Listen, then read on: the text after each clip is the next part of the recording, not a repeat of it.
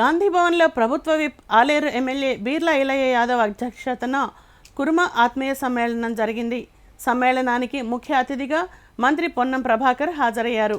కార్యక్రమంలో PCC working president MLC Mahesh Kumar Goud, Gadwal Congress party incharge Saritha Tirupathaiah Yadav, PCC ప్రధాన కార్యదర్శి అద్దంకి దయాకర్, కుర్మ సంఘం ప్రతినిధులు పాల్గొన్నారు.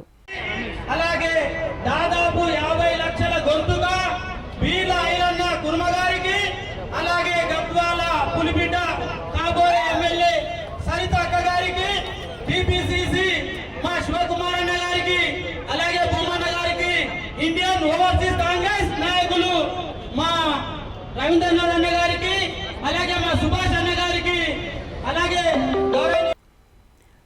సికింద్రాబాద్ కాంగ్రెస్ పార్లమెంట్ అభ్యర్థి దానం నాగేందర్కు సంపూర్ణ మద్దతు ప్రకటిస్తున్నామని మాదిగ ఉపకులాల ఫ్రంట్ రాష్ట్ర అధ్యక్షులు, ఎస్సీ 57 ఉపకుల ఐక్యవేదిక అధ్యక్షులు చింతా రాజలింగం తెలిపారు. సోమాజిగూడ ప్రెస్ క్లబ్లో విలేకరుల సమావేశంలో ఆయన మాట్లాడారు. రాష్ట్ర ముఖ్యమంత్రి రేవంత్ రెడ్డి ఎస్సీ విభజన కోసం ఏబీసీడీ వర్గీకరణకై చర్యలు తీసుకుంటామని చెప్పినందుకు గాను కాంగ్రెస్ పార్టీ గెలుపు కోసం 17 పార్లమెంటు స్థానాల్లో అభ్యర్థులను గెలిపిస్తామని ఆయన అన్నారు. గెలిపిస్తాం దానం నాగేంద్రను సికింద్రాబాద్ పార్లమెంట్ కి గెలిపిస్తాం దానం నాగేంద్రను భారీ మెజారిటీతో సికింద్రాబాద్ కాన్స్టిట్యూన్సీలో చిత్తుగా ఓడియాలి. కిషన్ రెడ్డిని బీఆర్ఎస్ పార్టీని గెలిపిద్దాం. తెలంగాణ రాష్ట్రంలో 17 పార్లమెంట్ స్థానాల్లో కాంగ్రెస్ పార్టీని గెలిపిద్దాం. తెలంగాణ రాష్ట్రంలో 17 పార్లమెంట్ స్థానాల్లో కాంగ్రెస్ పార్టీని మాదిగ ఉపకులాల ఓట్లు కాంగ్రెస్ పార్టీని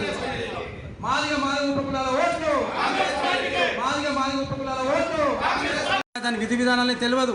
మరి ఆ కమిటీ ఏ రకంగా ముందుకెళ్తుందో తెలియదు. కానీ బీజేపీ కోర్టులు వేస్తే వర్గీకరణ అయింది అంటుడు. సుప్రీంకోర్టులో ఉన్నటువంటి కేసుకు బీజేపీ ప్రభుత్వానికి, కేంద్ర ప్రభుత్వానికి, మోడీకి సంబంధం లేదు.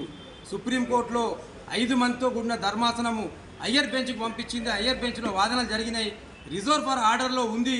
ఆ రిజర్వ్ ఫర్ ఆర్డర్లో ఉన్నది మాకు అనుకూలంగా జడ్జిమెంట్ వస్తుందని చెప్పి మేము ఆశిస్తూ ఉన్నాం. బీజేపీకి ఓట్లేస్తే సుప్రీంకోర్టు జడ్జిమెంట్ ఇస్తుందని చెప్పి ఏం లేదు. ఇక్కడ దేశ అత్యున్నతమైన న్యాయస్థానం అది. ఆ న్యాయస్థానం తీర్పే అందరూ కూడా దాన్ని గౌరవించాలని చెప్పి తెలియజేస్తూ, మరి మందాకృష్ణ మాదిగా దళిత జాతి ద్రోహిగా మారే రోజులు ముందున్నాయని చెప్పి చెప్తూ ఎంపీ అభ్యర్థులను గెలిపించాలని రాష్ట్రమంతా తిరిగి మేము ప్రచారం చేయబోతూ ఉన్నాం. అదే కాకుండా మరి ఈరోజు ఒక్కటి దయచేసి మా పాత్రికేయులు మరి మీడియంతో రాయాలి. లేక మా ఉపకులమైన కడియం శ్రీహరి గారు మరి ఆయనకు ఎంపీ టికెట్ మరి కాంగ్రెస్ పార్టీ పిలిచి ఇచ్చింది. మందకృష్ణ గారిని ఏమనుతున్నారంటే, మేము లేక ఒక్క ఉపకులాలకు కాంగ్రెస్ పార్టీ టికెట్ ఇస్తే అన్నా మరి కృష్ణన్న గారు మీరు ఏమన్నారు, ఎప్పుడైనా మాదిగా కొట్లాడొస్తే నేను మాది ఎంబడి ఉంటా అన్నారు, మాదిగా ఉపకుల కొట్లాడొస్తే మా ఉపకులం నుంచి ఉంటా అన్నారు. మరి ఏ కులం నుంచి ఉన్నావు ఒక్కసారి నువ్వు నీ గుండె మీద చెయ్యేసుకొని చెప్పాలని చెప్పి కోరుతూ ఉన్నా.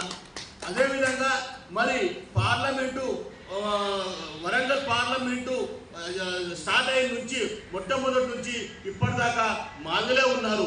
ఒక్కసారి మీ తమ్ములమైన మా ఉపకులాలకు ఇస్తే నువ్వు ఎందుకు బాధపడుతున్నావో నువ్వు చెప్పాలని తెలియజేస్తూ ఉన్నాం. ఎందుకంటే నీ ప్రేమ కపట ప్రేమ కనిపిస్తున్నది, నీ ప్రేమ పెదవులో నుంచి వచ్చే ప్రేమ కనిపిస్తున్నది, నువ్వు మాట్లాడే విధానము కరెక్ట్గా అని చెప్పి తెలియజేస్తూ ఉన్నాం. అదేవిధంగా మేము ఏం కోరుతున్నాము, మా ఒక్కరికి ఇవ్వగానే మాదిగలకు ఇవ్వలేదు, మాదిగరికి ఇవ్వలేదు అంటున్నావు కదా. మరి ఉపకులాలకు ఇన్ని రోజులు ఉపకులాలకు అడ్డం పెట్టుకొని వరికన్ను అంటున్నావు, ఎవరి గురించి చేస్తున్నావు అని చెప్పి ప్రశ్నిస్తూ ఉన్నాం.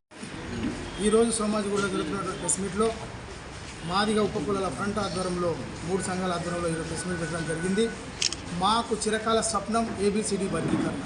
దాంతోపాటు మాదిగలకు ఉపకులాలకు స్వతంత్రమైనటువంటి ఆర్థిక స్వాతంత్రం కావాలంటే మాకు నమ్మకము కేవలం కాంగ్రెస్ ప్రభుత్వం, కాంగ్రెస్ పార్టీ మీద మేము నమ్మకం పెట్టుకున్నాం మాదిగల ఉపకులాలకు. ఎందుకనంటే ఉదాహరణ, ఎస్సీలకు ఏబీసీడీ వర్గీకరణ చేయాలనే సంకల్పంతో ఉద్యమం చేపట్టాము.